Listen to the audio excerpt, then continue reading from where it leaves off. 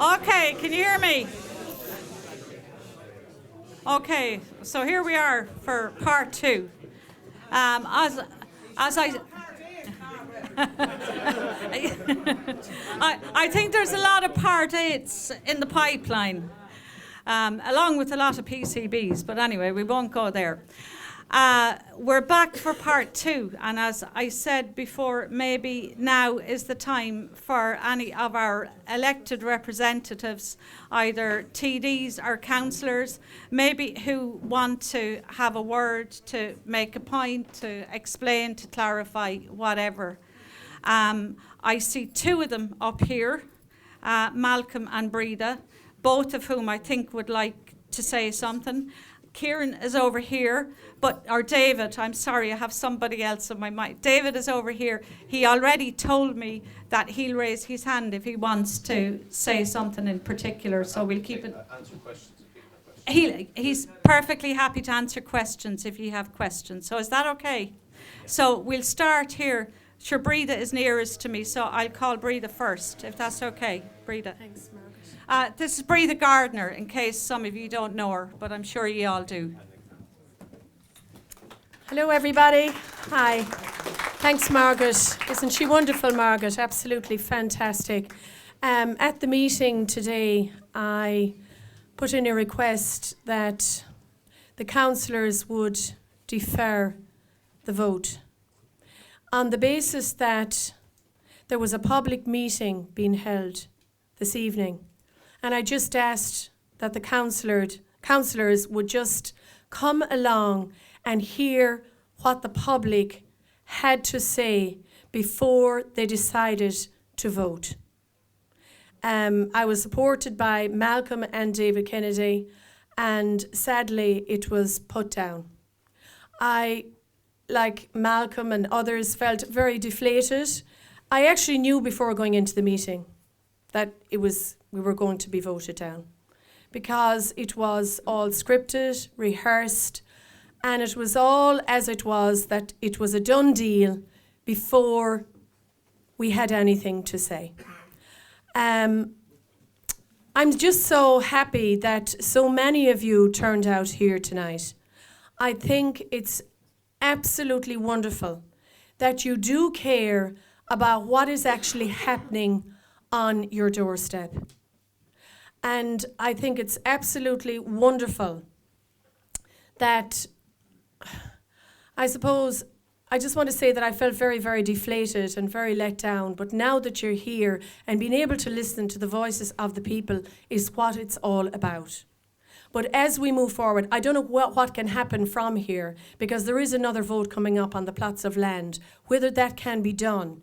I know that the agreement is there between NTMA and the council, but they don't own the site yet. So where it goes from here, I don't know. But I just want to say I'm here to represent you, and I'm very, very happy to answer any of your questions. But I'm going to hand you over to this good guy here beside me, Malcolm Noonan, because he's fantastic and he restores my faith. So over to you, Malcolm.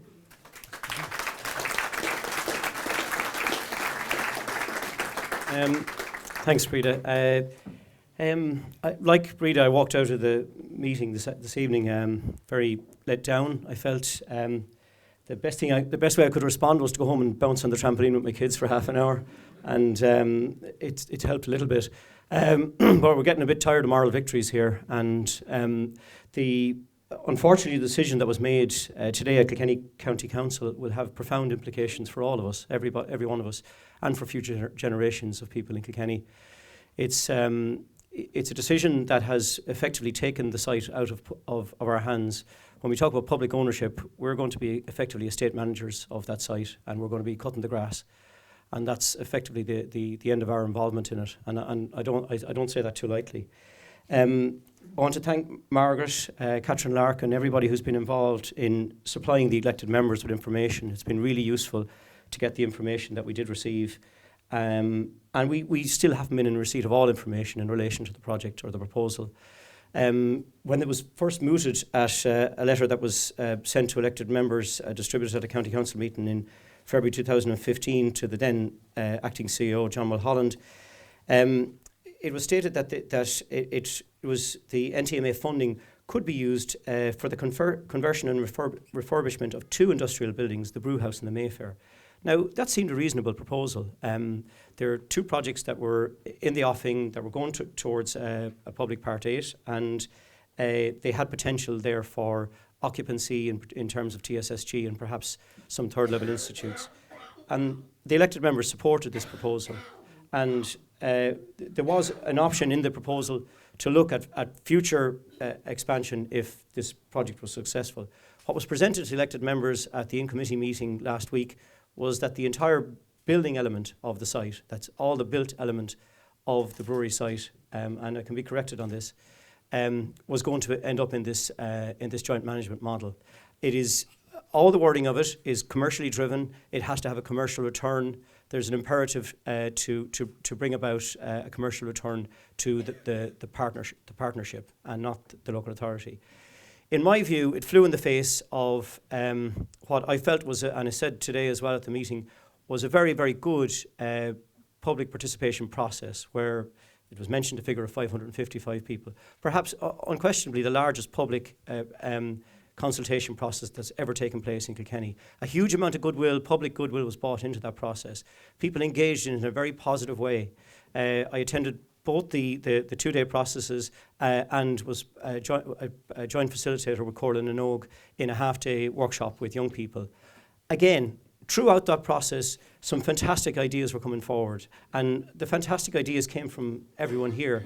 People who brought about creative ideas about using a creative arts centre, bringing together all the various disciplines, the animation, the jewellery making, the pottery skills, traditional building skills, all under one roof. And that was a wonderful idea. The minority sports issue, the issue, Kilkenny Photographic Society, 70 plus members there looking for a new home.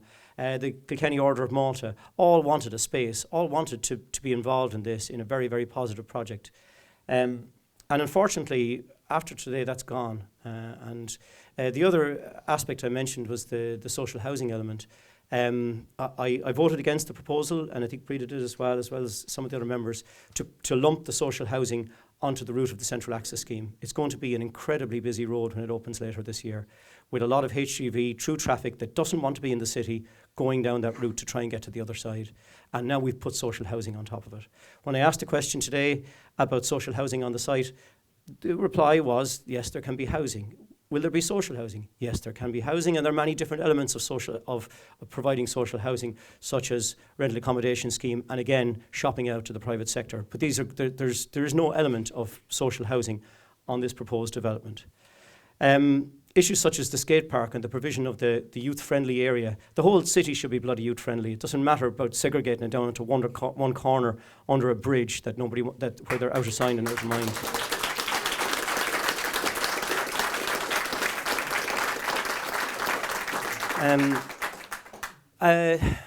There's so many other questions. I felt I've notes there. I'm not going to go near them because they're a bit haphazard. The questions around environmental pollution, around the toxic legacy issues of PCBs and hydrocarbons and other elements. Perhaps Jimmy Conner may be able to answer some of that. I don't know, but there is an issue there that has to be addressed. There's lots of other issues around traffic management on the site itself. But predominantly, the core of what happened today is that the public element and the public goodwill towards the development of the brewery site and that huge potential opportunity that was there is now gone. And I don't know what we're going to do collectively to try and bring that back. But I do think that with all of your collective will, we need to try and take back ownership of this. And this, unfortunately, this proposal that's been put to the members, I don't think the members were given full information as to the implications of it, or to the fact that, the fact that the Watergate Theatre had been mentioned quite a bit. I'm on the board of Barnstorm Theatre Company. The drama groups all want in on this as well. We think there's a potential there for a drama college or for extending the potential of the Watergate. The Watergate it was mentioned today, has to be subvented. It doesn't have to be subvented. We provide funding for that as a municipal theatre. That's not subventing it. That is one of our functions as a local authority. And unfortunately, if the Watergate Theatre or Barnstorm try to go onto this site under its current proposal, they will not be deemed economically viable. And if you were to try with a Block T type development like they have in Smithsland or Smithfield, those type of developments can't take place because they're not financially viable. They're community-led, they're social projects, and they're not going to be given any capacity under this proposal. Are we going to end up with Starbucks and Insomnia at the ground floor and office space on the above floor levels? And what pull is that going to have on the town centre, on High Street and on John Street? Because it's creating another pull away from the town centre. And it really is, in my view, it also vindicates why the Central Access Scheme was pushed through so vehemently at local authority level.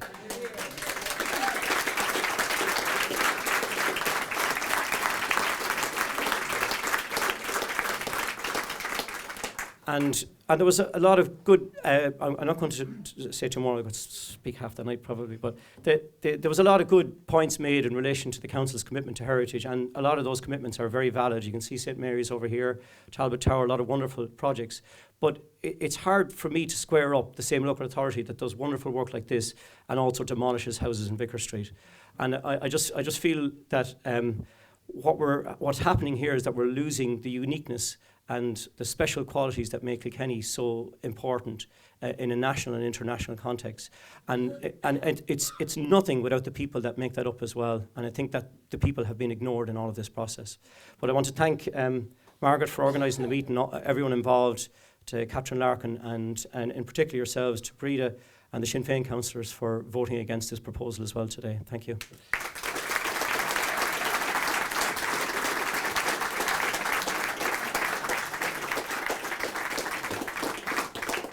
Okay, thanks Malcolm and Breda. Kathleen, I saw your head bobbing there. This is Kathleen Function.